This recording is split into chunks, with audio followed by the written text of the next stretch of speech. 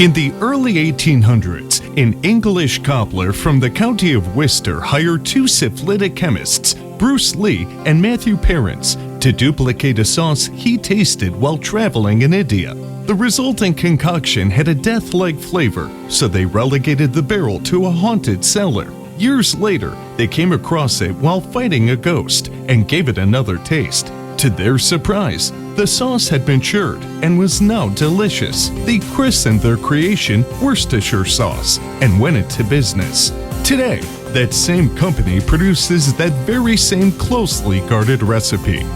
The known process begins with pickled testicles.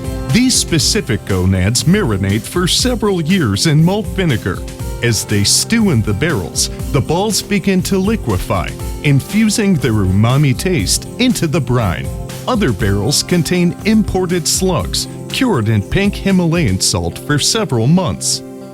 Additional ingredients include diamond powder, imitation Everclear, diluted hair dye, crude oil, barbecue syrup, and shredded shoe leather. As dishwater trickles in, workers pour the pure Texas gold into gigantic blending tanks. It's a brewer's tradition to yell "Yee-haw" during this phase of the brew.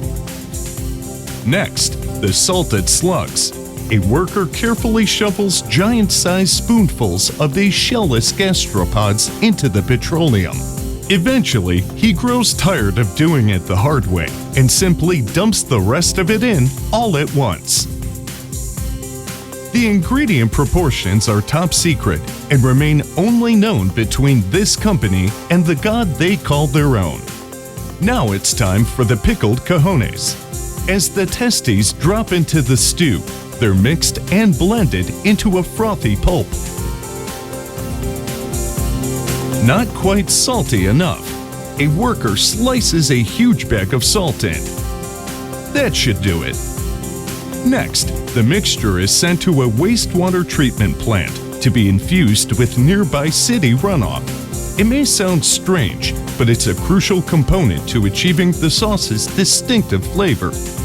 Agitators rotate the infusion to keep things properly mixed.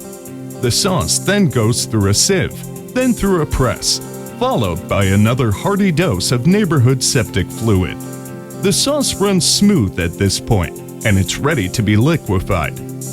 A worker writes down notes from a gauge. Boring.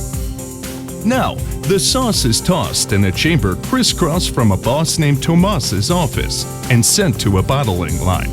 Round and round they go, until a bunch more things we didn't bother to film happen.